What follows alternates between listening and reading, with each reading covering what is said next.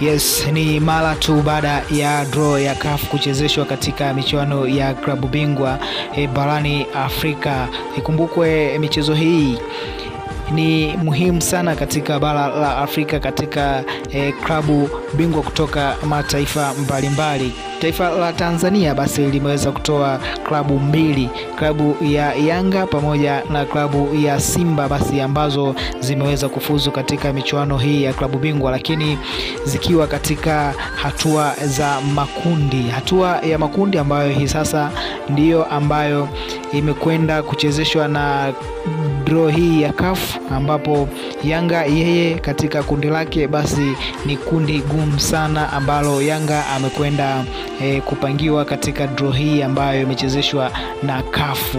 Kwa hivi nikukumbushe kwa wewe mdau wa soka wa channel hii, kama ndo mara yako ya kwanza umetembelea channel yetu, hakikisha umeungana nasi kwa kubonyeza maneno ambayo yanasomeka subscribe, kisha itatokea kengele, bonyeza moja kwa moja, unakuwa mwanahabari mkubwa sana katika channel hii pendwa. Na hapa ndipo ambapo ndugu mtazamaji wa channel hii unapopata habari za soka za uhakika kabisa na za usahihi katika channel hii.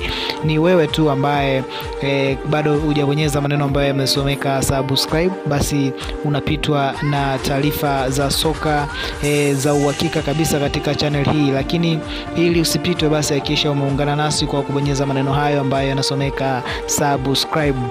Basi ni draw ya CAF ambayo imechezeshwa leo na Simba basi kupangiwa na Tunis, ambayo hii ni timu ngumu sana katika kundi lake, lakini Yanga kupangiwa na Al Ahly, lakini pia ni mechi ngumu sana hii katika kundi la Yanga.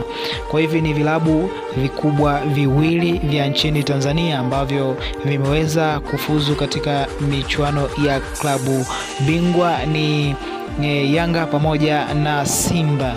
Hatua ya awali tayari vilabu hivi vyote viwili vimeweza kufuzu, hatua ambayo ilikuwa inapeleka katika michuano ya klabu bingwa katika hatua ya makundi, lakini vilabu hivi vimeweza kufuzu katika hatua ya makundi, na hivi sasa ndivyo vimeweza kupangiwa katika draw hii ya CAF ambayo imechezeshwa hii leo. Nikukumbushe mdau wa soka wa channel hii, hakikisha basi unabonyeza maneno ambayo yanasomeka subscribe ili usipitwe na taarifa mpya ambayo itakuwa inajili katika channel hii. Asante sana mdau mtazamaji wa channel yako hii pendwa.